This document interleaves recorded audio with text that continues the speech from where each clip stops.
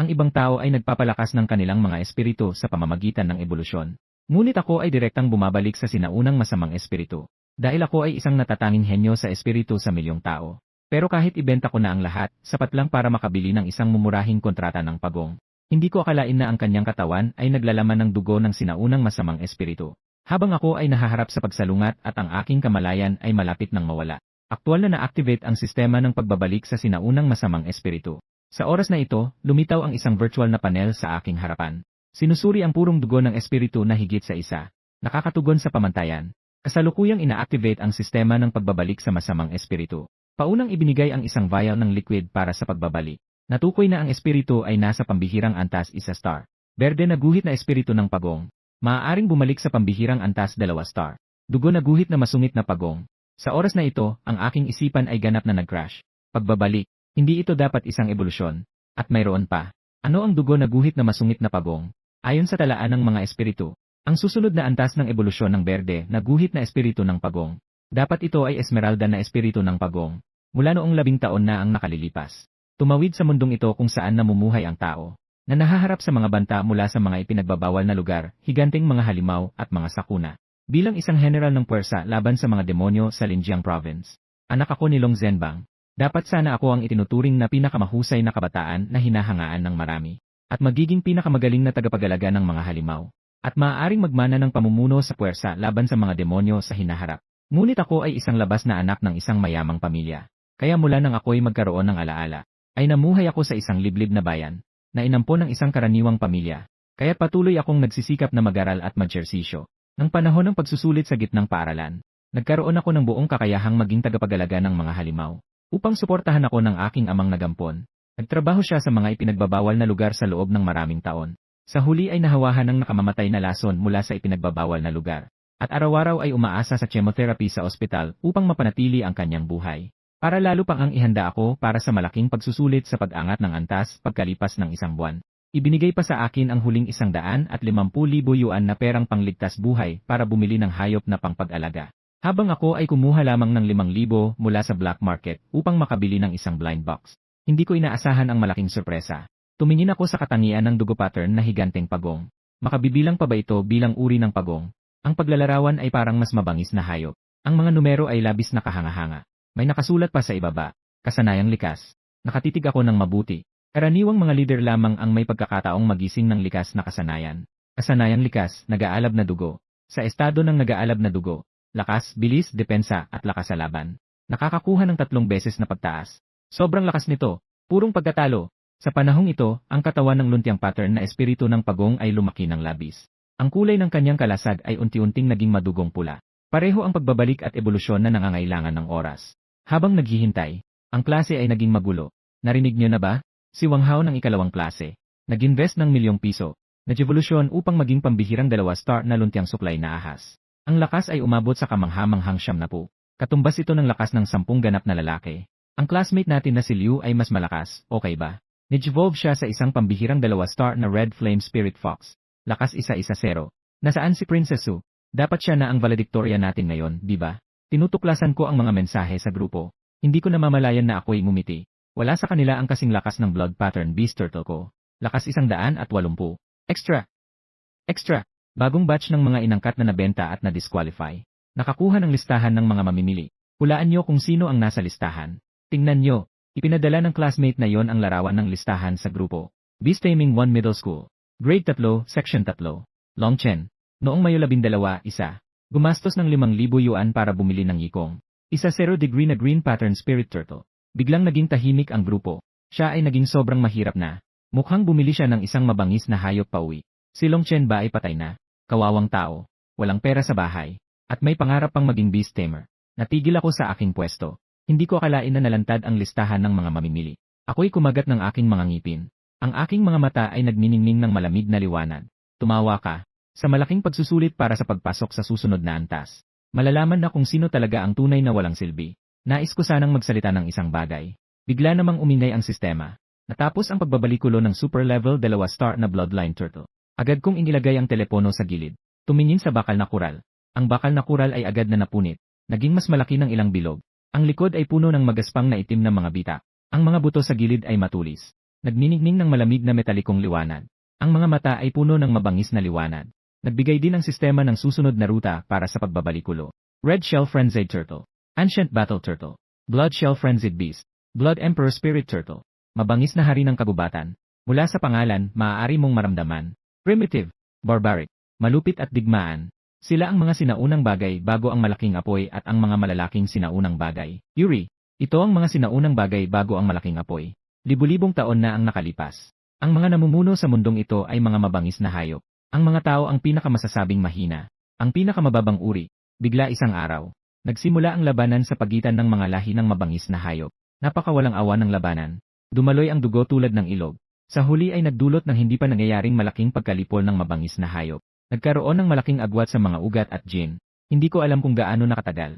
Ang mga hayop na iyon ay muling nagayos ng kanilang mga ugat at gin. Hindi na sila ganoon kalakas at di mapigil, kundi naging mas maamo, matalino at pino. Maaari pa ring makipagkontrata. Dito nagsimulang umusbong ang propesyon ng mga tagapangalaga ng mga hayop. Ang mga espiritual na hayop mayon, kahit na mayroon lang kahit kaunting bahid ng dugo ng mga nilalang na mabangis sa katawan, kahit na 0.1, magpapababa sa kanilang kakayahang makontrol. Aksidenteng nakabili ako ng madaling makontrol. Mga espiritual na hayop na may rating na 1-0 pababa. Sa katunayan, ito ay may mas mataas na purong dugo ng mabangis na hayop. Pagkatapos ng sistematikong pagbabalik sa ninuno, ang purong nilalaman ng dugo ng mabagsik na hayop ay umabot na sa 5. Pagsasauli sa mga ninuno, mabagsik na hayop, ito ay isang ganap na pagbabawal para sa tao. Patuloy kong sinuri ang mga tampok ng sistema. Bukod sa pagsasauli sa mga ninuno at sa libo-libong hayop, mayroon pang 2 tampok. Ang mga ito ay ang pagsasama at ang sinaunang arena ng pagsasanay. Ang kondisyon para buksan ang Ancient Realm Training Ground ay 10,000 yuan bawat isang beses. Naging mabilis ang aking paghinga. Baka ito ay katulad ng arena ng praktikal na labanan ng mga hayop. Tungkol sa pagsasama, ang tagapagsanay ng mga hayop ay nagiging mga hayop sa pamamagitan ng kakayahan ng pagsasama. Maaaring pansamantalang makuha ang ilang kakayahan ng mga hayop. Pagkatapos ng pagsasama, may tsansang mapanatili ang kaunting kakayahan sa sariling katawan. Ibig sabihin, maaaring ang ilang kakayahan ay maipasa sa target o maaaring magdulot ng pagkawasak ang nakatalang kakayahan sa sarili. Asahang espada ng dragon, maaaring magkaroon ng kaunting kakayahan. Halimbawa, ang lakas o depensa ng dugong pawikan. Hindi ito maihahambing sa lakas ng mga mandirigma. Pero may mga kinakailangan ang pagsasama. Kailangan umabot ang espiritual na lakas sa higit sa 50. Pero ako ay may 19 lamang. Mas mabuti pang kumita ng pera upang buksan ang Ancient Realm Training Ground. Dumating sa Genshin Guild. Naghanap ng matagal. Nakita ang trabaho ng praktikal na tagapagsanay ng espiritual na hayop. Karaniwang ang mga kliyenteng may ganitong pangangailangan ay mga estudyanteng malapit ng magtapos. Ang hirap ay hindi dapat mataas. Pinili ko ang isa sa pinakamahal. 1,000 yuan bawat pagkakataon. 1 oras ng pagsasanay sa bawat pagkakataon. Ang misyon na ito ay dapat bagong lumabas. Kung hindi, matagal na itong nakuha ng iba. Talagang ito ay tila na angkop para sa akin. Pagdating sa takdang lugar, agad akong namangha sa marangyang pasukan. Bawat pulgada ay nagpapakita ng karangyaan at kapangyarihan. Hinigpitan ang aking itim na balabal. Itinatago ang aking pagkatao. Ipinakita sa bantay sa pintuan ang aking pinagmulan. Sumunod papasok sa virtual training ground. Isang matinding amoy ng dugo ang sumalubong sa akin. Sa malaking indoor training ground ay puno ng dugo. Agad akong nakaintindi. Ang dahilan kung bakit walang tumanggap sa misyon na ito. Hindi ito dahil sa bagong inilabas, kundi dahil walang makagawa ng gawain ito. Sa kabilang bahagi ng pagsasanayang lugar, isang babae na nakasuot ng training outfit. Nakaupo siya sa lupa. Hawak niya ang isang maikling taba. Tumingin siya sa akin ng malamig. Isang sinag ng araw ang tumama sa kanyang magandang mukha. Ang ganda niya ay talagang hindi matatawaran. Su King. Siya ang paling ng paaralan sa Yubis no isa. Ang pinakamagandang diyosa sa puso ng maraming kabataan. Anak siya ng Panginoon ng Linjiangzhou. Sa totoo lang, naisip ko ring maging boyfriend ni Su King. Pero ito ay limitado lamang sa pag-iisip. Tumango si Su King sa akin nang walang pakialam. Kumuha siya ng isang yes card at sinadyang i-flick. Lumipad ito sa tabi ng aking pisngi. Naka-M dito sa door frame. Ang password ay 60. Mayroong 1,000,000 loob. Kung ang iyong espiritual na hayop ay mamatay dito, dalhin ang alien card at umalis. May malamig na liwanag sa mga mata ni Su King. Ang tono ay malamig. Pagkatapos ay tinawag ang kanyang sariling espiritual na hayop. Siyam na kulay na rusa. Isang bihirang espiritu na nilalang na nasa ika-33 na pwesto sa listahan ng mga espiritu ng langit. Sa ilalim ng itim na balabal, ang aking paningin ay naging matalim. Malalim na huminga. Tinawag ang dugo na pattern na pahinggahan. Lumitaw sa harap ng siyam na kulay na rusa. Magaspang na dugo na pattern na pahinggahan. At napakadetalyadong siyam na kulay na rusa. Nagtakda ng isang matinding kaibahan. Umiling si Su King. Malinaw na nakaramdam ng kaunting pagkadismaya. Agad na nagpasimuno ng kaguluhan ang pangkat ng buntot na espada ng siyam na kulay na rusa. Nagtaga sa shell ng dugo na pattern na pahinggahan.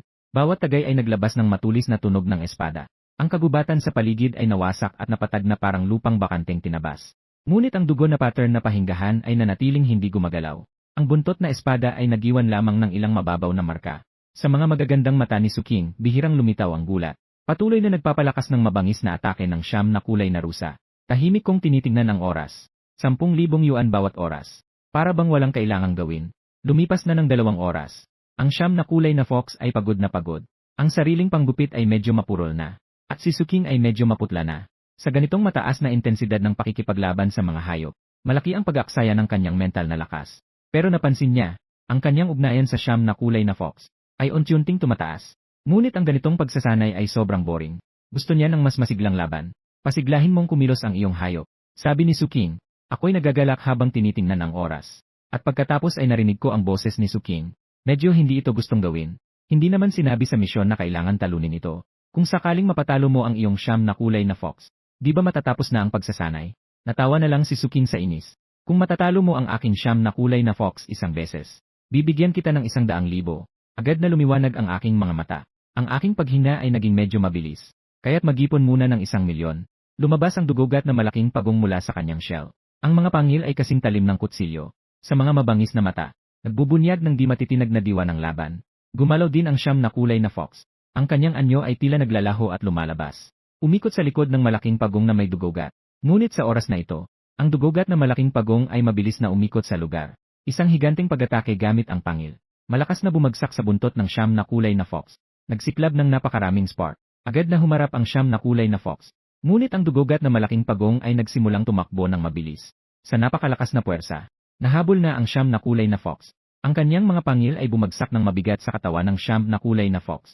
Agad itong naitulak ng mga dosenang metro. Sumunod na nagbuka ang malaking bibig na puno ng matutulis na ngipin. Naghahanda na sumugod para sa isang masiglang pagnatnat. Nagpanik ang siyam na kulay na fox. Agad na ginamit ang kanyang natatanging kasanayan. Pinaliit na talas. Agad na sumiklab ang pulang liwanag sa talas. Dumapo sa likod ng bolt ng dugo ng malaking pagong. Nagiwan ng sunog ng mga bakas. Tumindi ang talim ng higit sa 10 beses. Kahit ang malaking pagong na may mga marka ng dugo ay hindi makatiis. Ipon mo. Punitin ito. Bigla. Inutusan ko ang malaking pagong na may mga marka ng dugo. Bahagyang umiling si Suking. Sa ganitong pagkakataon, ang pagbigay ng pressure sa espiritu ng hayop ay hindi laging magandang estratehiya. Pero sa susunod na segundo, ang malaking pagong na may mga marka ng dugo ay nagtataguyod ng naglalagablab na talas. Unti-unting lumalapit sa siyam na kulay na fox. Hinihintay ang tamang pagkakataon. Biglang kinagat ang talas ng siyam na kulay na fox. Mabangis na pagdantay. Agad na umarangkada. Ginawa ang siyam na kulay na fox na parang panghampas. Paulit-ulit na pinapalo sa lupa. Nabigla si Suking. Nagtataranta ang kanyang mga pupil. Mabilis na inanunsyo ng babaeng bantay na natapos na ang pagsasanay na ito. Agad na bumuka ang bibig ng dugogting pawikan. Ang siyam na kulay na soro ay nahagis palabas ng lugar. Ang buong katawan niya ay punong-puno ng sugat. Ang babaeng gwardiya ay tumingin sa akin ng malalim. Pagkatapos ay nagpadala siya sa akin ng 350 sa bank account. Nagkasunduan kaming bumalik bukas para sa pagsasanay. Agad akong umalis ng mabilis. Pumasok ako sa kwarto. Agad kong binuksan ang sinaunang training ground. Sa isang iglap, nagsimula nang magbago ang paligid. Ang hangin ay puno ng amoy ng dugo. Ang langit ay puno ng pulang ulap. Parang ang pagdating ng katapusan ng mundo. Biglang lumabas ang interface ng sistema. Mga patakaran ng sinaunang training ground. Maaari itong maglakbay sa sinaunang mundo. Ito ay tinatawag na sinaunang mundo. Sinaunang daigdig. Napaka-sinaunang daigdig. Walang hanggang sinaunang daigdig. Gusgusing sinaunang daigdig. Mabangis na sinaunang daigdig. Mahiwagang sinaunang daigdig. Madilim na sinaunang daigdig. Sinaunang daigdig ng kadiliman. Unang sinaunang mundo. Mas matanda ang sinaunang training ground. Mas mataas ang antas ng panganib. Kasabay nito, mas malaki ang nakukuha. Sa kasalukuyan, nasa sinaunang mundo. Antas ng kahirapan, isa bituin. Mission. Patayin ang 1-0 sinaunang mabangis na pusa. Bilang ng pagsasama, 1. Beastmaster. Isip 5. Bilis 3. Tibay 3. Pagkontrol sa mga hayop. Lakas 20. Isip 5. Bilis 5. Tibay 5. Yanan. Hindi ko alam kung gaano ito kalakas kumpara sa labas ng training ground. Agad kong tinawag ang blood pattern giant tortoise. Kasabay nito, isang mapanganib na hangin. Agad na umatake mula sa malalim na gubat. Agad na umarangkada ang blood pattern giant tortoise. Pagkatapos, narinig ang tunog ng labanan ng mga mabangis na hayop mula sa malalim na gubat. Pagkalipas ng ilang minuto, nakita kong naglalakad pabalik ang blood pattern giant tortoise na puno ng dugo sa bibig. Nakdragging isang malaking bangkay. Napatay ang fierce tiger beast 1. Labanan ang kalooban ng blood pattern giant tortoise 1-0. Karanasan sa labanan 1-0. Medyo nalilito ako. Hindi ko pa alam kung ano ang nangyari. At natapos na ang labanan. Pagkatapos ng kalahating oras ng pangangaso. Sa wakas, napatay ang 10 Fierce Tiger Beasts. Congratulations sa matagumpay na pagpatay ng 1-0 Fierce Tiger Beasts. Natapos ang misyon. Mangyaring kunin ang gantimpala. Malinaw kong naramdaman. Ang aking katawan ay biglang naging hindi bababa sa isang beses na mas malakas. Pagkatapos ng ilang segundo ng pagbibilang, nang bumukas ang aking mga mata, natagpuan kong nasa kwarto na ako muli. Tiningnan ko ang oras. Nagtagal ako sa Ancient Realm Training Ground ng mga 5 oras. Sa labas, 5 minuto lamang ang lumipas. Ito ay talagang pinakamainam na training ground para sa espiritu ng mga hayop. Walang kapantay. Pero maaari lamang akong pumunta sa Ancient Realm Training Ground ng 3 beses sa isang araw. Muling pumasok sa Ancient Realm Training Ground. Pumili ng antas ng kahirapan na 2 bituin. Dumoble ang gantimpala. Mission. Patayin ang 30 na Shadow Wolves. Tingnan ang mga detalye ng Shadow Wolves sa Beast Encyclopedia. Ang isang grupo ng Shadow Wolves ay naglalaman ng 3,050 na mga hayop. Kapag ang kawan ng mga lobo ay umalis, ang mga elite na espiritu ng hayop ay maaari ring maging kanilang pagkain. Agad akong nanghina. Narinig ko mula sa lahat ng panig ang mabilis na tunog. Tunog. 7 o 8 Shadow Wolves ang humahampa sa katawan ng Blood Pattern Tortoise. Sinasalungat nila ang likod ng Blood Pattern Tortoise ng may tigil na pagsisikhay. Ang madilim na pagbangga ng dugo ng mga pagong ay napakabilis. Nakipaglaban ng ubus lakas at napatay ang ilang mga multolobo.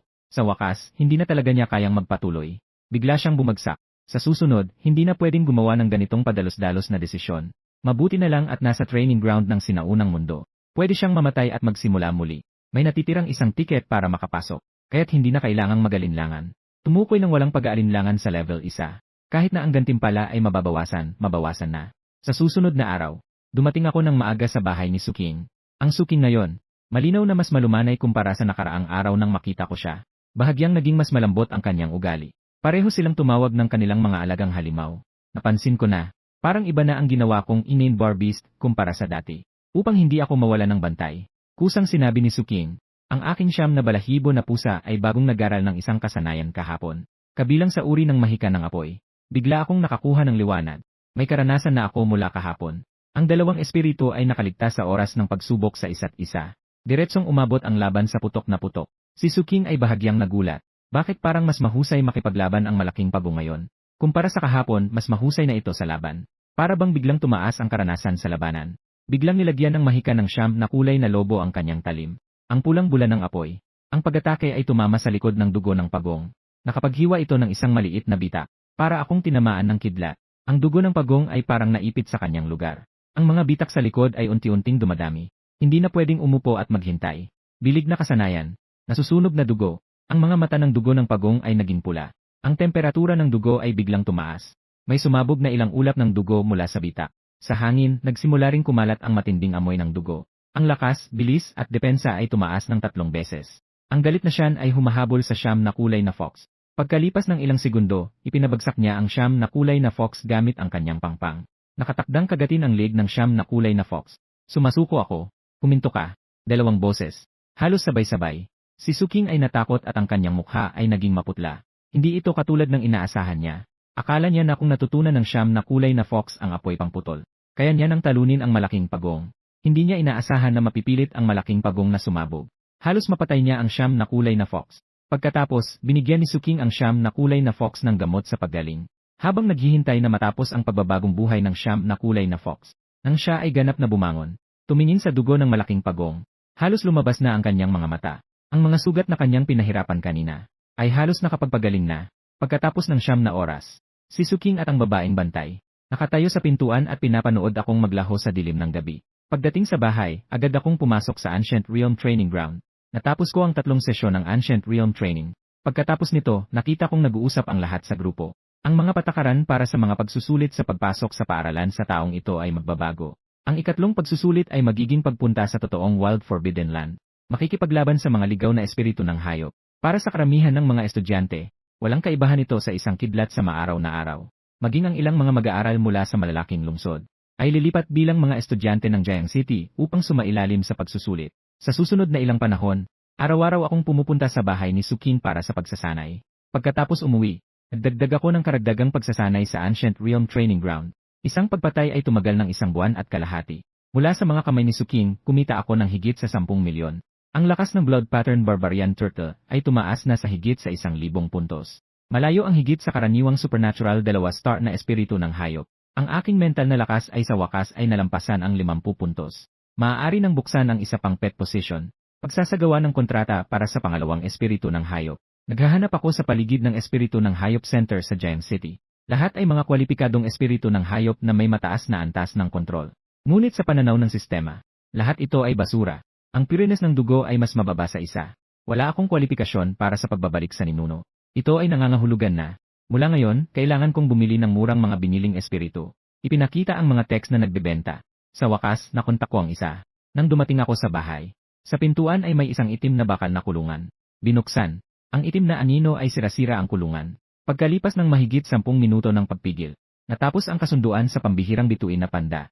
Maaari itong bumalik sa ninuno hanggang sa pambihirang 2 bituin. Nagngangalit na hayop na sumusunggab ng bakal. May kakayahang kumagat ng metal. Kumain ng sapat na elemento ng bakal. Maaari itong pumasok sa isang estado ng galit. Malaki ang pagtaas ng bilis at lakas ng atake. Talagang karapat-dapat bilang isang mabangis na hayop noong sinaunang panahon.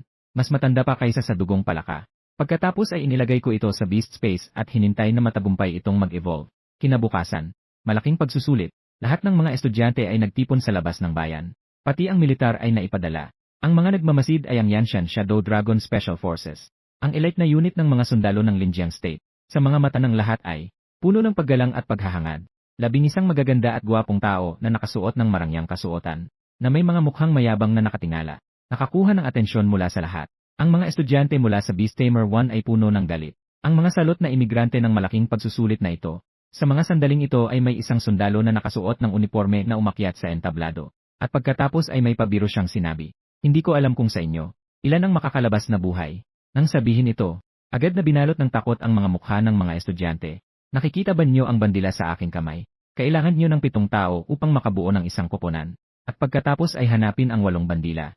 Ang unang koponan na makakita ng 8 bandila, ay lahat ay makakapasa sa malaking pagsusulit. Isang kinakailangan, ay dapat kumpletuhin bilang isang koponan. Ang individual na pagtapos ay hindi itinuturing na tagumpay. Kailangan ng 2. Sa koponan ay dapat may Beastmaster o Beast. Huwag magsakripisyo ng higit sa kalahati. Kung hindi, ituturing na nabigo ang misyon. Mawawalan ng kwalifikasyon ang buong koponan. Agad na nagulantang ang lahat. Nagsimula ng umagos ng mabangis. Malalakas. Kailangan ng malakas na kasama bilang suporta. Samantalang sa paligid ay may isang malaking grupo. At walang sinuman ang gustong makipag-team sa akin.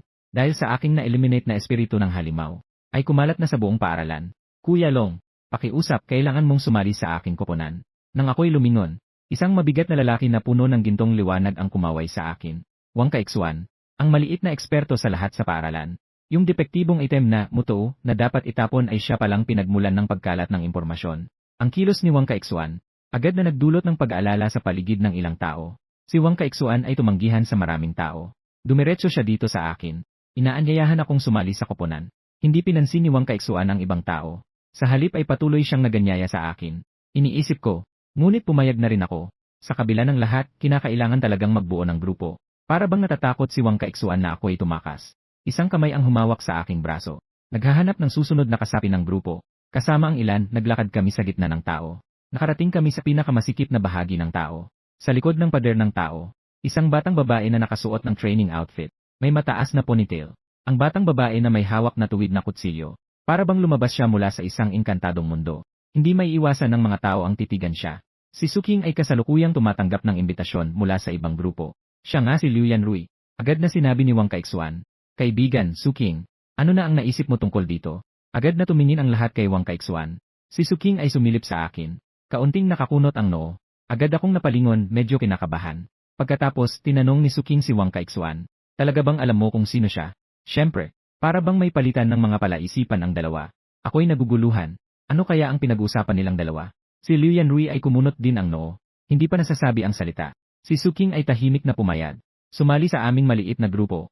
Maliban kay Wang Kaixuan, ang lahat ay nagulat. Matapos makabuo ng grupo, isa-isang dumaan ang mga estudyante sa pansamantalang pasukan ng militar. Sa pagdaan sa pasukan, napansin ko ang isa sa mga grupo ng mga imigrante sa malaking pagsusulit. Ang kanilang mga tingin ay hindi maganda. Bigla, napansin na sa labas ng mga tao na nagmamasid. Parang may mga tao mula sa Long family na nakita ko dati sa ospital. Natatandaan ko sa ospital. Sinabi ng madrasta na bitawan ko ang propesyon bilang Beastmaster. Huwag mangarap na makabalik sa Long family. Agad na nanlumo ang aking mukha. Ang mga taong ito ay tila ipinadala ng Long family upang pigilan akong makapasa sa malaking pagsusulit. Kahit na upang mawala ako sa malaking pagsusulit, subukan na lang natin. Pumasok sa mga ipinagbabawal na lupain. Bawat estudyante ay may suot na pulseras ng militar. Maaaring suriin ang lokasyon at mga senyales ng buhay anumang oras. Biglang lumabas ang isang mabangis na tigre di kalayuan. Wild Extraordinary 2-star Glazed Tiger. Agad na nagtago si Wang Kaiksuan sa likod ko. Wala akong anumang pag-aalala. Si Suking ay bahagyang nagulat at sumulyap sa akin. Ang dahilan kung bakit hindi siya nag-aalala ay dahil kayang patayin ng ni Colored Fox ang Glazed Tiger ng madali. At ang aking kalmado ay nagbigay sa kanya ng di kapanipaniwala na pakiramdam. Sa oras na ito, wala akong anumang emosyon. Kumpara sa mga Ancient Fierce Tiger Beasts sa Ancient World Training Ground, parang mahina na ang Glazed Tiger. Pero ngayon, medyo naguguluhan ako. Ang Ferocious Aeroneating Beast ay hindi pa kumpleto ang ebolusyon. Kailangan bang ipatawag ang Blood Pattern Barbarian Turtle? Kung malaman ito ni Suking, tinawag niya ang guro ng ilang araw. Sabi na, ako yon. Hindi ba't iyon ay parang papatay sa sarili? Ano nang gagawin? Boss, hindi ka pa ba kikilos? Nandito tayo para sa praktikal na pagsasanay. Ang sabi ni Wang Kaiksuan na nagtago sa likuran ng tahimik. Lumingon ako at tumingin ng malalim kay Wang Kaiksuan. Ang taong ito, baka naman talaga may alam siya. Biglang umiyak ng malakas bigla itong tumalon patungo sa akin. Umatake, pero hindi pa rin umatake. Nang ako'y nag-aalinlangan, akala ng iba na ako'y natakot na at nalito. Sa napakabigat na sitwasyon, isang sinag ng liwanag ang dumaan. Bumagsak naghiwalay ang katawan. Ang mga nanonood ay labis na nagulat. Agad na tumingin ang lahat kay. At sa tabi niya, ang siyam na kulay na fox. Ang mga mata nila'y puno ng takot. Palihim akong tumango. Pagkatapos ng panahong ito ng pagsasanay, talagang naging napakadeterminadong umatake si. Mayroon akong bahagi dito. Hindi ko maiwasang makaramdam ng kaunting pagmamalaki. Sa oras na ito, si ay kalmado. Tinawag ang espiritual na hayop. Isang may taas na higit sa 2 metro na unggoy. Bato ng baluti na unggoy. Pagkatapos, lumapit siya sa tabi ni at sinabi, Ginoong, nanang nag-aatubili ako kanina. Kaya't ang aking ay kayang patayin ang nang madali. Tumango si Suking. Hindi ito pinansin. Medyo nahihiya rin si Zhao Zigang. Nagmungkahi si Wang Kaiksuan. Isummon na natin ang ating mga espiritu. Sa wakas, kapag narito na ang panganib, masyado nang huli kong muling tatawagin. Walang tumutol. Isa-isang insumon ang kanilang mga espiritu. Lahat ay supernatural 2-star. Karapat dapat talakayin. Ang espiritu ni Wang Kaiksuan ay isang bilog na baboy. Nakasuot din ito ng kumikinang na damit. Mukha itong cute at medyo tanga. Sa katunayan, ito ang number 1 sa yellow list na espiritu. Ang pangalan nito ay Lazy Pig. Maaari nitong ilabas ang isang espesyal na mental na enerhiya. Nakakaapekto ito sa isipan ng kalaban. Ginagawa silang mabagal sa pagkilos. Kulang sa fighting spirit. Nakangiting sabi ni Wang Kaiksuan. Huwag niyo akong titigan ng ganyan. Kung ikukumpara kay Long Chen at Suking, malayo ang abot ko. Agad na nagtaka ang lahat. Hindi na kailangan pang pag-usapan si Suking. Pero sinabi mo si Long Chen. Hindi ba't umili siya ng mga inalis na espiritu ng hayop? Si Suking ay tumingin din sa akin. Bigla, may ingay na narinig mula sa kabubatan. Ilang mga liuli tigre ang biglang sumugod. Lahat ay natakot agad. Labanan ng kaaway. Sumigaw si Zhao Zigang ng isang sigaw. Sa susunod na segundo, nakatayo na siya sa tabi ni Suking. Nakipaglaban kasama si Suking. Ang espiritu ng hayop ng isang miyembro ay agad na nawasak. Pagkatapos ay sumugod ito sa amin. At si Zhao Zigang ay walang balak na sumugod. Agad na naging malamig ang aking mga mata. Agad na tinawag ang Suwen Man Shark. Sa sandaling lumitaw ang Suwen Man Shark. Sa loob ng ilang metro, agad na umangat ang malakas na amoy ng dugo. Ang mga pupil ni Suking ay biglang humigpit. Sa hindi kapanipaniwala na paraan ay tumingin siya sa akin. Hayaan mo itong taong ito. Dahil sa sinaunang larangan ng pagsasanay. Ang karanasan sa laban ng Suwen Man Shark ay umabot na sa rurok. Mabilisan na sumugod palabas. Tumpak at matatag na kumagat sa lig ng liuli tiger. Sa isang iglap nakuha itong bungkalin. Muli, isang pangpangpang na nagbukas ng tiyan ng isa pang liuli tiger. Walang habas na labanan. Sa loob lamang ng wala pang 2 minuto, 8 liuli tiger ang naubos. Ang dugo ng mabangis na pagong ay buong katawan ay puno ng dugo. Mukhang labis na nakakatakot. Ang lahat ay naging tahimik, nakatitig at walang masabi. Tanging si Suking lamang. Maliban sa medyo komplikadong ekspresyon, ang mukha ay tila walang pakialam. Sa pagharap sa panganib, lahat ay nag-aatras ng mas mabilis. Ito ang tinatawag na koponan. Ang aking ekspresyon ay malamig at mahigpit. Sa puntong ito, muli silang sumugod sa gubat ng 7 o 8 liuli tiger. Sa pagkakataong ito, ako ay direktang nagtago sa likod ni Suking. Sa isang iglap, isang butterfly spirit beast sa grupo ang pinunit hanggang sa maging mga piraso. Sa puntong ito, si Zhao Zigang ay nakabawi. Ngunit huli na ang lahat. Ang bato saserdote ay napalibutan at kinagat ng 4 na liuli tiger. At hindi talaga pinansin ni Suking siya. Kaagad siyang pinaghaysyan. Ang mayamang baboy ni Wang Kaiksuan ay nagsimula ng umuungol. Sa ilalim ng tunog na puno ng mahika, ang galaw ng liuli tiger ay tila bumagal. Sa huli, siya ay naguguluhan at huminto. Pinaharap ni Suking ang Jiu Sehyu. Kaagad na tumalon ang Jusehyu. Isang saglit ng mga liwanag ng espada at kutsilyo. Ilang liuli-tiger ang lahat ay nahulog ang ulo. Sa oras na ito, nagbago na ang sitwasyon ng grupo. 3 miyembro ang nawalan ng karapatan sa malaking pagsusulit. Dinala ng mga tao ng militar. Tanging ang berde at espiritu ng puno ni Ukyuyu ang natira. Ang aking dugong tuka na pagong. Ang tamad na baboy ni Wang Kaixuan. At ang Jusehyu ni Suking. Ayon sa mga kinakailangan ng malaking pagsusulit. Ang grupong ito, Team 2. Anuman ang magmamanipula ng mga hayop. O ang mga hayop mismo. Hindi na dapat magsakripisyo. Kung hindi, mawawala ang buong koponan. At wala pa tayong natagpuang kahit isang watawat. Kailangan pang mas malalim. Bigla, sa kalangitan na medyo malayo sa amin, umakyat ang isang grupo ng maliliit na paputok. Mabilis na naglaho sa hangin. Ito ang mga paputok na nag-aapoy ng kusa kapag itinaas ang bandila. Ito ay dinisenyo ng mga taga-suri upang pataasin ang hirap ng pagsusulit. Mukha akong seryoso. Kailangan ng magmadali. Bigla, tumingin si Yukiwiyao sa kanyang espiritu at nagsabi. Sinabi ng berde na espiritu ng puno. Mukhang may isang bandila sa unahan. Agad kaming bumilis ni Suking.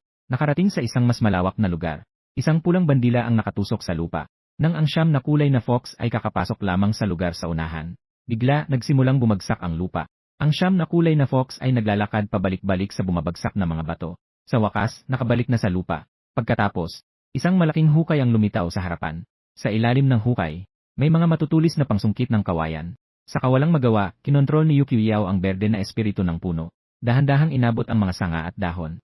Dahan-dahang niyakap ang bandila at itinayo ito. Agad akong nagkaroon ng masamang pakiramdam. Walang fireworks. Pagkabanggit ng mga salita, isang matinis na sigaw ang umabot sa hangin. Isang higanting ibon ang bumagsak mula sa langit. Kinuha nito ang bandila mula sa mga sanga ng punong kahoy. Bahagya akong kumunot ng noo. Naintindihan ko na kung ano ang nangyayari. Ito ay isang bitag. Itinakda para sa malakihang pagsusulit sa mga imigrante. Sa kabutihang palad ay ito ay nakita namin. Ganitong klase ng pandaraya. Pinapayagan ito ng militar. Sa mga sandaling ito, dahan-dahang lumabas si Liu Yanrui at tumingin sa amin. Dahil ang bitag na ito ay na-trigger nyo, kaya't maghanda na kayong maalis. Kung ganon, hindi rin ako maghahangad na magpigil. Ang espasyo ng mga alaga sa likod ay bumukas.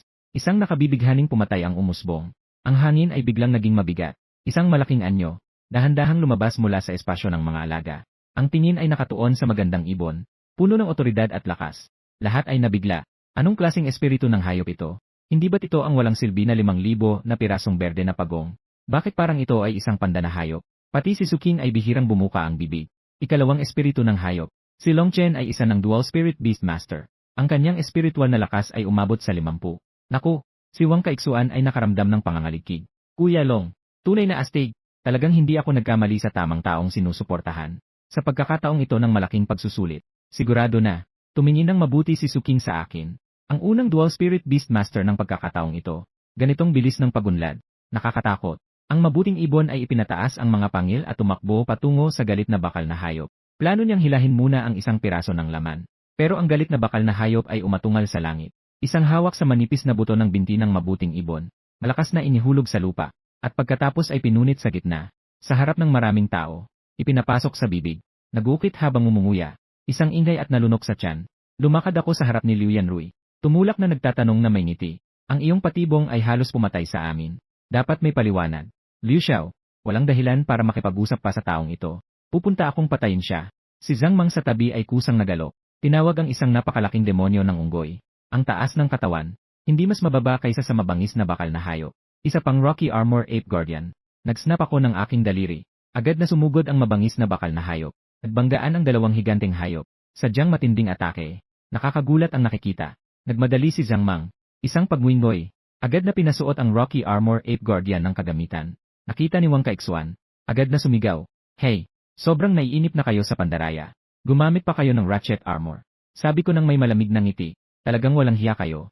Kung ganon, huwag niyo akong sisihin. Ang mabangis na Ferocious Aron Beast ay naglabas ng malalakas na unggol. Ang makapal na kamay ng oso ay matinding bumayo sa Ratchet Armor. Ang Rock Armor na unggoy ay di na nakayanan. Kahit na sa likod ng Ratchet Armor, ay pinalo hanggang sa dumugo. Sa huli, nakuha ng aking Ferocious Aron Beast ang puso at baga. Dami ng dugo sa lupa. Si Suking ay muling nagulat. Ganitong kabangis na labanan. Ganitong matatag at hindi natatakot na espiritu ng hayop. Paano ba ito natam? Si Suking ay puno ng kuryosidad tungkol sa akin. Sa labas ng pinagbabawal na lugar, ang mga magulang ay sobrang nag-aalala. Patuloy na nababawasan ang bilang ng mga ilaw sa lugar ng malaking pagsusulit. Ipinapahiwatig nito na may mga estudyanteng patuloy na natatanggal.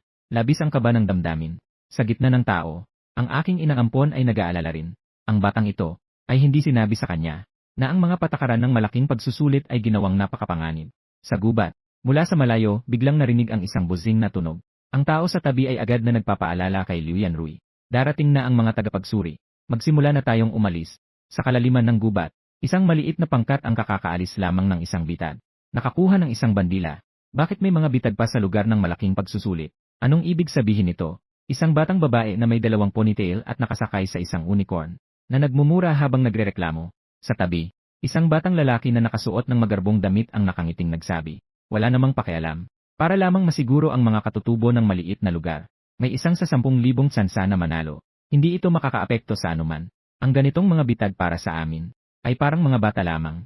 Ang dapat nating bigyang pansin ay ang ibang 2 pangkat ng mga imigrante sa malaking pagsusulit, na parang isa yon mula sa Yangcheng, isang tao mula sa Lining City, at ako naman dito. Sa wakas ay nakakita ng isang watawat. Sa sandaling hinila ang watawat, isang grupo ng mga paputok ang sumabog sa himpapawid.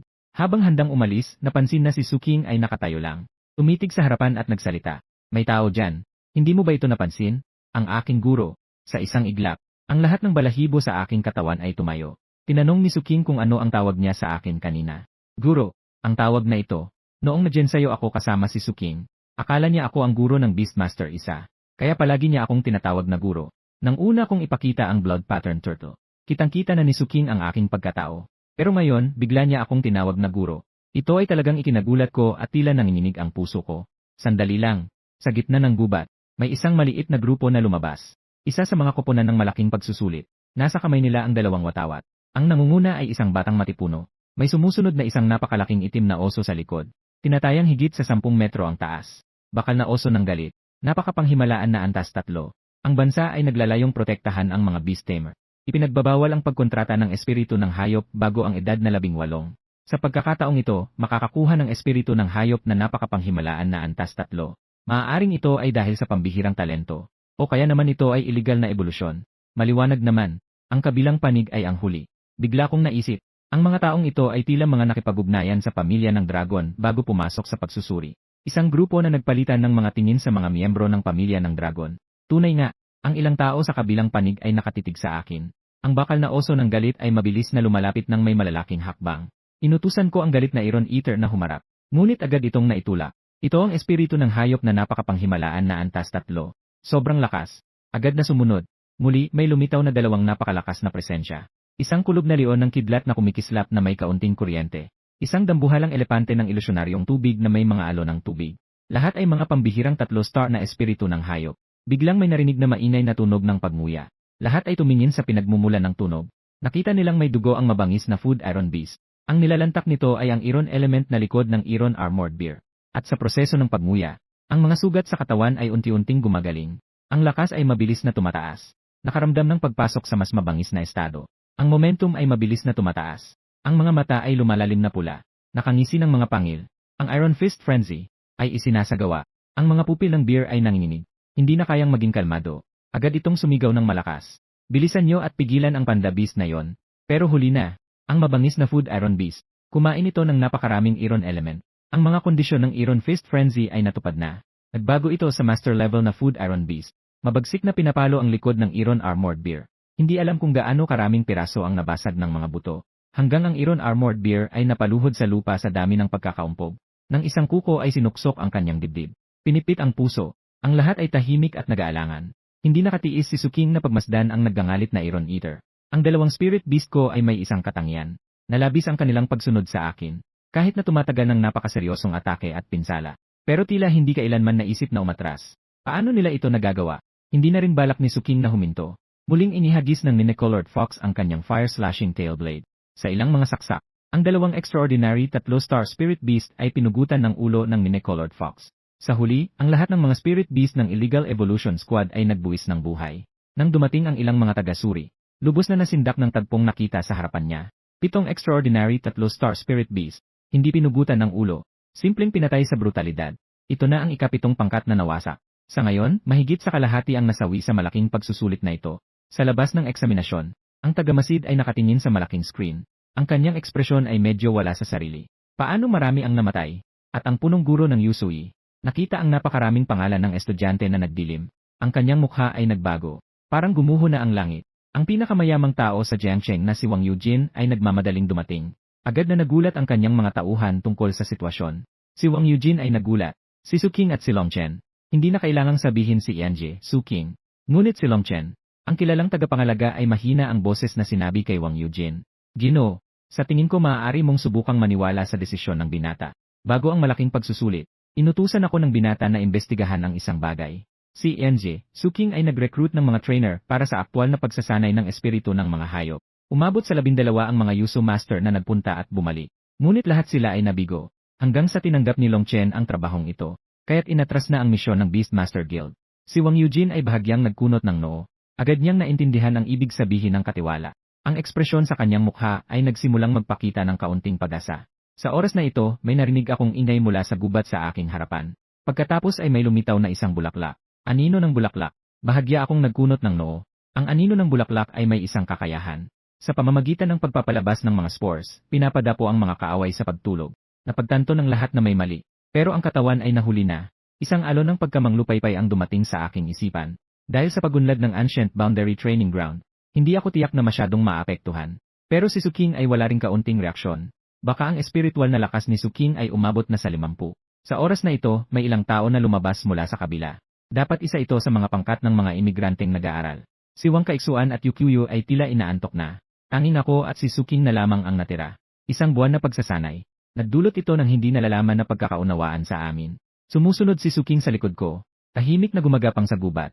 Isang boses ang narinig mula sa likuran ng ilang tao. Naghahanap ka sa amin. Agad na humarap ang ilang tao. At nakita ang isang binata. Nakadikit sa kanya ang isang higanteng espiritu ng hayop na katulad ng panda. At isang higanteng pagong na puno ng mga sugat. Biglang umarangkada ang higanteng pagong. Binala ang ulo nito at kumagat ng bigla. Ang anino ng bulaklak ay parang mahina na dayami, na nabali sa gitna. Ang ilang tao ay labis na nagulat. Nangyari ang lahat ng ito ng napakabilis. Ang mabangis na puwersa ng dugong pagong ay biglang umusbong. Buwal na dugo, 3 beses na pagtaas.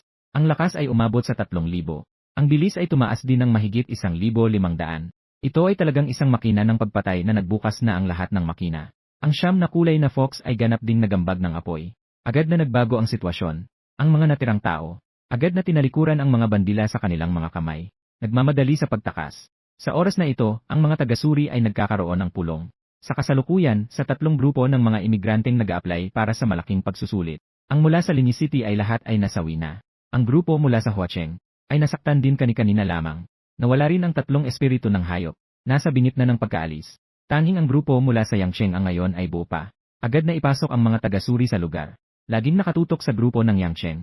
Kung may anumang kahina-hinalang kaganapan, agad na ipaalam sa akin. Sabay na makipag-ugnayan sa Yangcheng, upang tanungin ang sitwasyon ng mga estudyanteng ito. Sa lalong madaling panahon, ang Yangcheng ay nagbalik ng tiyak na balita. Talagang may ilang mga estudyante na lumahok sa malaking pagsusulit. Ngunit ang mga estudyanteng ito ay nag-aral sa Yangcheng Beast Control School. Hindi man lang sila umabot sa gitnang antas. At kamakailan lamang sa Yangcheng ay naganap ang kaguluhan ng Ancient Beast Church. Ang lahat ng naroroon, nang marinig ang salitang Ancient Beast Church, ang kanilang mga mukha ay agad na naging maputla. Ancient Beast Church, ang pinakamalaking masamang organisasyon ng tao. Ang kanilang layunin ay muling buhayin ang mga sinaunang halimaw. Nais na gamitin ang makapangyarihang lakas ng mga halimaw upang sirain ang umiiral na kaayusang pandaigdig. Magtatag ng isang bagong kaayusan na pinamumunuan nila. Sa pinagbabawal na lugar, kami 4 ay naghintay hanggang umaga. Nagsimula kaming pabilisin ang paghahanap sa watawat. Habang dumadaan sa isang lugar, ang mga bangkay ng espiritu ng mga hayop ay nasa paligid. May mga natirang katawan ng mga alaga ng hayop na kinain. Ito ang kuponan na nakatagpo namin dati. Pinaigi ko ang aking noo at mabilis na lumusot. Sa wakas, nakita ko ang isang grupo ng mga estudyante. Mga kaklase mula sa Jiangcheng na nangangalaga ng mga hayop. Ang kabilang panig ay parang natatakot na tipaklong. Nang makita na si Wang Kaixuan, sila ay nakaubo ng kaunti. Sa paaralan, maganda ang kanilang relasyon. Nagtinginan ang ilan sa kanila, at nagbaba ng boses. Nakita namin ang 2 kuponan na nagagawan. Ang kuponan mula sa Yangcheng ay labis na mabangis. At ang kanilang mga espiritu ng hayop ay kakaiba. Sobrang mabagsik at mahilig sa dugo. Napakababa ng kanilang pagsunod sa mga alaga ng hayop. Maingat din nilang kinokontrol ito. Hindi narinig ni Su King at ang iba ang epektibong impormasyon. Ngunit ako'y nakaramdam ng panginginig. Ang maliit na kuponan mula sa Yangcheng. May isang sinaunang nakakatakot na halimaw bawat isa. Medyo nakakatakot iyon. At sa kanilang mga balikat, mayroon silang lahat ng isang simbolo. Ang disenyo ay ang hugis ng nakakatakot na halimaw. Sa gitna ay may isang mata. Ako'y nahulog sa malalim na pag-iisip. Kakamot ako ng ulo. Mayroon din silang sistem ng pagbabalikugat. Dinala ko si Suking at ang tatlo. Nagpatuloy sa paghahanap ng iba pang mga bandila. Isang mahinang tunog ng mga hakbang mula sa malayo. Sinira ang katahimikan ng gubat. Ilang tao ang lumabas mula sa kailaliman. May dugo silang nakadikit sa katawan. Kapitan, yung dalawang tagasuri kanina ay gusto tayong arestuhin. Buti na lang at napatay namin sila. Ipinapakita nito na ang ating pagkakakilanlan ay naisip na. Isang magandang babae ang nagtanong. Sinabi ng kapitan ng may malamig na tono. Normal lang iyon. Nakapatay tayo ng maraming tao. Kung hindi pa tumugon ang kabilang partido, hindi na iyon ang Dragon Flame Shadow Special Task Force. Sayang, binabaan nila tayo ng halaga. Ang ating mga alaga ay mga sinaunang halimaw. Madaling pinagdudurog ang kaparehong antas. Ilang tao ang lumabas. Mga tauhan mula sa maliit na grupo ng Yangcheng. Sa wakas ay nakatagpo na. Tiningnan ko ang isa sa mga bat-halimaw. Napakabihirang tatlo bituin. Biglang kumilos si Suking. Ang siyam na kulay ng buntot ng Soro ay may halong pilak na kidlat. Parang isang shooting star na dumaan. Agad na punitin ang isang pakpak ng bat-halimaw. Naguluhan ang lahat ng tao sa maliit na grupo ng Yangcheng. Pero hindi ko sila binigyan ng oras para tumugon. Kaagad kong pinasugod ang galit na bakal na halimaw. Isang yakap at paghagis. Ipinagsaksak ang mammoth na elepante. Isang dagok mula sa siyam na kulay ng Soro. Ang mammoth na elepante ay nahati sa dalawa. Naging tahimik ang buong lugar. Sa isang kisap mata, napatay ang dalawang espiritu ng kaaway. Ang ilang tao mula sa maliit na grupo ng Yangcheng ay naguluhan din. Ang pinuno na matipuno ay agad na umungol. Huwag magpakampante. Magtipon ng apoy. Unahin ang pagpatay sa siyam na kulay na fox. Ang mga mata ng babae sa lila na balabal ay agad naging madilim na purpura. Ang gagamba sa tabi ay nagpakita pa ng matutulis na pangil. Naglabas ng malaking halaga ng sinulid. Sa gubat ay puno ng puting tolda. Ang mga sanga ay nabulok at nabali. Sa lahat ng dako ay umaabot ang puting usok. Ang mabangis na bakal na halimaw ay hinila ang isang malaking puno. Humakbang ng mabilis sa ilalim ng usok. Diretsong ipinasok ang puno sa lugar ng sinulid ng gagamba. Umabot ang isang matinding sigaw ng pagdadalamhati. Agad na sumunod ang siyam na kulay na fox. Isang kidlat at kulog na apoy. Tumama sa ulo ng gagamba. Ganap na nasira. Ang maliit na kuponan inyi ay labis na nabigla. Ito ay iba sa sinabi ng tao na iyon. Talagang sinabi ng taong iyon, na maaasahan ang kanilang espiritu na hayop na walang kapantay. Magmadali kayong umatras. Agad na naguluhan ang kapitan. Pero nang sila ilumingon, nakita nila ang isang dambuhalang pagong na nakaharang sa kanilang harapan. Isang napakalaking eskultura ng batong pinuputol. Sinalakay ito patungo sa dugong balat na pagong. Sa sandaling mahuhuli na ang dugong balat na pagong, biglang tumalon ang dugong balat na pagong. Binuka ang malaking bibig nito. Iniunat ang mga pangharap na paa. Pinigilan niya ng madiin ang stone-splitting eagle at idiniin ito sa lupa. Isang kagat ang bumalot sa leg. Lahat ay napatanga. Sa sandaling ito, ang punong tagasuri ay nakaarmas na. Sa harapan ay may nakatayo na hanay ng mga mahusay na kagamitan na tauhan. Bawat isa ay may malakas na presensya. Ngayon, may mga miyembro ng sinaunang halimaw na simbahan. Sinisira ang pagsusulit sa pagpasok. Ang aming layunin ay ang Yangcheng team. Kapag nakita, subukan itong mahuli ng buhay. Kung hindi mahuli, patay na lang. Kumilos. Sa pagsunod sa utos, maraming anino ang mabilis na tumakbo papasok sa lugar ng pagsusulit. Bigla, ang mga pangalan sa electronic screen ay muli nang naging itim. Sila ay mula sa Yangcheng squad. 3 tao ang nasawi agad. Sa pagkakataong ito, narinig ang boses mula sa radyo. Natuklasan na ilang mga tagasuri ang napatay. Napakalaki ng lugar ng pagsusulit. Naghahanap pa rin ng Yangcheng squad. Agad na nanginig ang punong tagasuri. Kung hindi sila mga espesyal na unit, sino ang nag-aalis sa mga miyembro ng Yangcheng squad? Mukhang mas malala ang sitwasyon kaysa sa naisip. May isa pa bang pumatay? Sa oras na ito, may isang pangkat ng mga sundalo na dumating mula sa malayo. Sinasabing sila ay mga tropang nakatalaga mula sa Jiangcheng. May isang tao na nagbigay ng impormasyon nang hindi nagpapakilala. May hinalang lumitaw ang Ancient Beast Church, kaya nagpadala sila ng mga sundalo para tumulong. Napansin ng punong tagasuri ang kanyang mga mata na lumaki. Dumating kayo. Sino ang nagbabantay sa Jiangcheng ngayon? Agad na tumingin ang dalawa sa direksyon ng Jiangcheng. Mula sa direksyon ng Jiangcheng, isang malakas na pagsabog ang narinig. Ang ingay ay sobrang lakas na ikinagulat ang lugar. Naku po, nahulog sa bitad. Agad na sumigaw ang punong tagasuri sa mga magulang ng estudyante. May espesyal na sitwasyon na nangyayari ngayon. Pumasok ang Jiangcheng sa estado ng mataas na alerto sa digmaan. Agad na naghahanap ang lahat ng lugar na maitatago. Nakatingin ng may takot ang kanyang inang nagaruga sa direksyon ng Jiangcheng. Ang usok ng pagsabog ay umabot sa langit. Nakahiga pa ang kanyang asawa sa ospital sa Jiangcheng. At si Chenner ay hindi pa lumalabas sa malaking pagsusulit. Sa kabilang panig, si Wang Eugene ay puno ng galit. Putang ina, may mga tao nang umatake sa kanilang pugad. Dumating na tao. Sumugod kayo pabalik sa akin. Ngayon, ang lugar ng malaking pagsusulit ay mas ligtas. Ang layunin nila ay atakihin ang Jiangcheng. Nang marinig ito ng kanyang inang nagaruga, hindi na siya naguguluhan. Tumakbo siya patungo sa Jiangcheng kung saan patuloy ang mga pagsabog. Kumain sa gubat. Ang mga miyembro ng Yanqing team ay labis na nagalit. Nakasakay ng armas at sumugod sa akin at kay Suking. Kung hindi natin kayang patayin ang mga alagang hayop, kaya't patay natin ang mga tagapangalaga ng hayop. Naghahanda ng kumilos si Suking.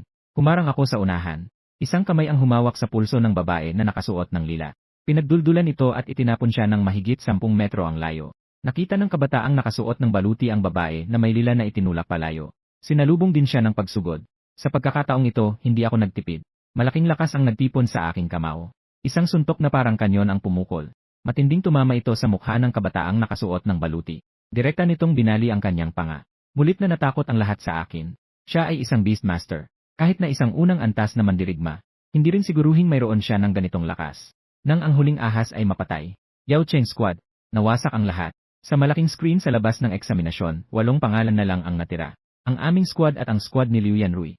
Pareho silang may 4 na tao. Pero ngayon, maliban sa ilang tauhan na nagtatalaga ng mga tala, ang iba ay nagkalat at naguguluhan na. May ilan na tunog sa gubat na nagmumula sa hangin. Agad kaming napaligiran ng buong buo. Ito ay ang Dragon Flame Shadow Troop. Matapos suriin ang aming pagkakakilanlan, sinabi nila, nakapasa na kayo sa malaking pagsusulit. Ngayon, agad na umalis sa lugar ng pagsusulit. Pero huwag nang bumalik sa Jiangcheng. Ang Jiangcheng ay inatake. Nalaman na naatake ang Jiangcheng. Ang aking isipan ay naguguluhan. Nandoon pa ang aking mga amang buhay sa Jiangcheng. Pagkatapos, sumakay sa isang mabangis na halimaw at tumakas. Nang dumating sa sentro ng lungsod, lahat ay nalugmok sa kalituhan. Maraming espiritu ng mga hayop, nagsasagawa ng walang habas na atake sa mga tao. Wala nang oras para sa iba. Nang makarating sa ospital, puno ng mga sigaw sa loob, sa silid ng mga pasyente, ang aking amang buhay ay sinusuportahan ng aking inang buhay na alis na. At nakita ko sa hagdang buhay, isang unggoy na halimaw ang umakyat. Agad na nagdesisyon ang aking amang buhay, nakusang loob na magpakamatay, upang iligtas ang buhay ng kanyang asawa. Sumigaw ng malakas at tumakbo patungo sa unggoy na halimaw. Humugot ng isang kalawangin at naputol na espada. Nagbuga ng walang kapantay na matinding enerhiya ng espada. Ang mga pupilo ng aking inang buhay ay biglang lumaki. Lin Changfeng, hindi ka makakapag. Mamamatay ka. Sa sandaling ito, si Lin Changfeng, para bang bumalik sa kanyang rurok. Bigla, isang mas malaking puwersa. Nagpapasabog ng unggoy na halimaw. Naguluhan si Lin Changfeng. Nakita ang isang mas nakakatakot na mabangis na hayop, na may malaking bibig na puno ng dugo. Ang mga pangil ay may mga patak ng laway. Sa mga sandaling iyon, isang ulo ang sumilip. Nanay, tatay, ayos lang kayo. Nakatingin ang nakabigla sa akin ang dalawa kay Lin Changfeng. Hindi makagalaw. Nangangambang magalit ang mabangis na hayop. Dito ko naintindihan. Natakot ang mga adoptive parents. Sinipa ang mabangis na buto ng binti. Agad na umupo ang huli na may sama ng loob. Nagsimula siyang gumuhit ng bilog sa lupa. Ang eksenang ito ay nagpaiyak kay Lin Changfeng at sa kasama niya. Hindi ba binili ng anak ang pangalawang uri ng espiritong hayop? Bakit parang ang lakas nito? At ang katapatan at pagsunod na ito? Sobrang kahanga-hanga. Agad kong pinaprotektahan ang mga magulang sa pamamagitan ng mabangis na halimaw. Nagsumon ako ng dugong may marka na pagong sa ibang palapag. Nakatingin sa gulat na ekspresyon ng mga magulang. Tumakas ako ng mas mabilis. May mga bagay na hindi maipaliwanag sa ngayon.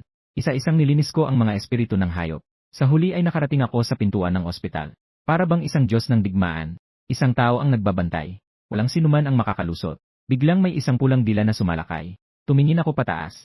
Sa itaas ng gusali, nakatagilid ang isang napakalaking palaka. Maraming ulap ng dugo ang tumagas mula sa bibig. Agad kong ginamit ang One Beast Appraisal upang suriin. Fogmarsh Gold Toad. Elite Level A Star. Biglang lumiit ang aking mga pupil. Unang beses kong makita ang elite level na espiritu ng hayop.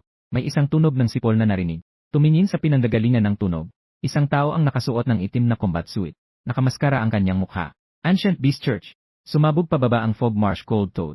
Para bang isang maliit na bundok. Diretso nitong pinabagsak ang paligid. At andun ako sa harapan nito. Parang may bumibitag sa akin. Umalis ka, sira ulo. Nagtatampo ako. Tumalo ng dugo na markang pagong.